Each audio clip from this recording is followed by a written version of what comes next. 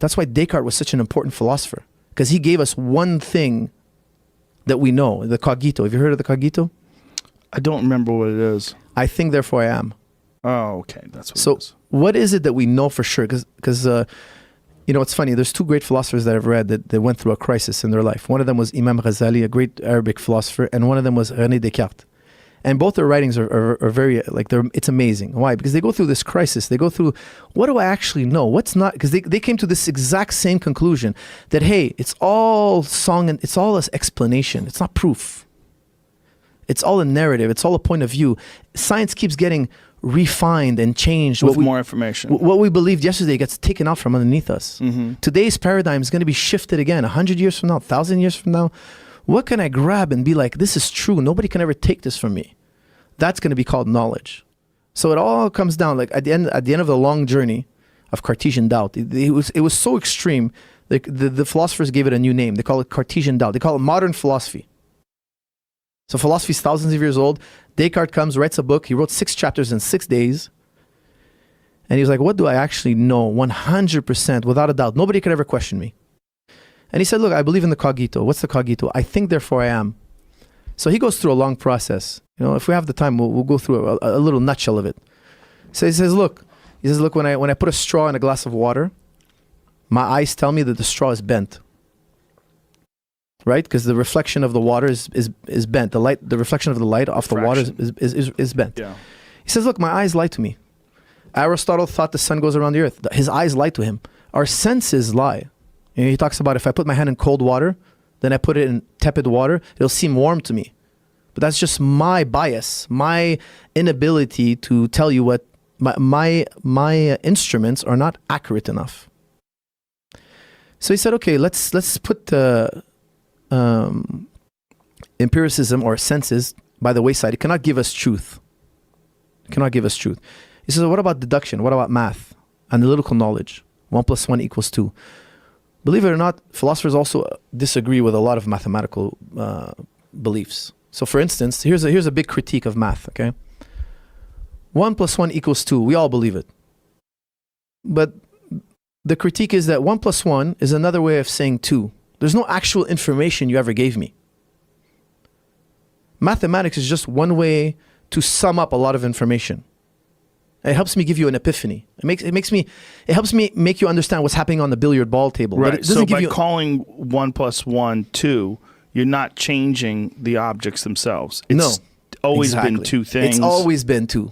Yeah. It's a tautology. You're just explaining to me something that's out there, already existing. So if I tell you a triangle has 3 points, well, when I said the word triangle, I already told you it has 3 points. But maybe you didn't pick that up. Maybe I had to point it out to you. So Bertrand Russell said it beautifully. He said, look, at first in his career, Bertrand Russell is he's a great thinker. He said, look, mathematics is the thing we're most sure of. By the end of his career, he was like, guys, I'm not even sure about math anymore. Why? He's like, I think math is just another way of saying a 4-legged animal is an animal. But you said that when you said it's 4-legged animal. And you just repeated yourself by saying it's an animal. If I say, there's my wife, I married her.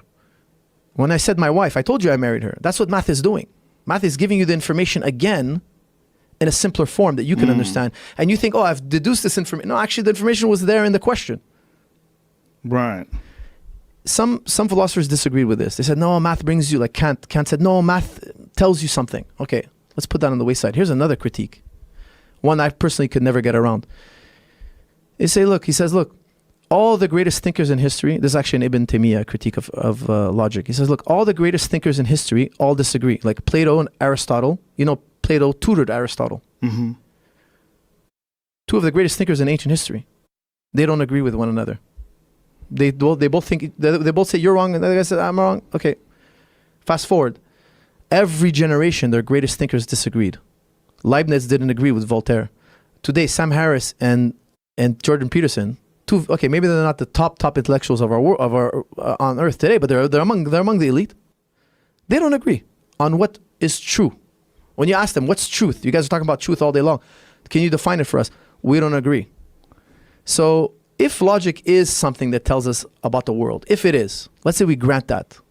Descartes saying, look, we can't use it. Nobody's good enough to use it and get to a conclusion that everybody agrees upon. So he's saying, look, even that doesn't help me.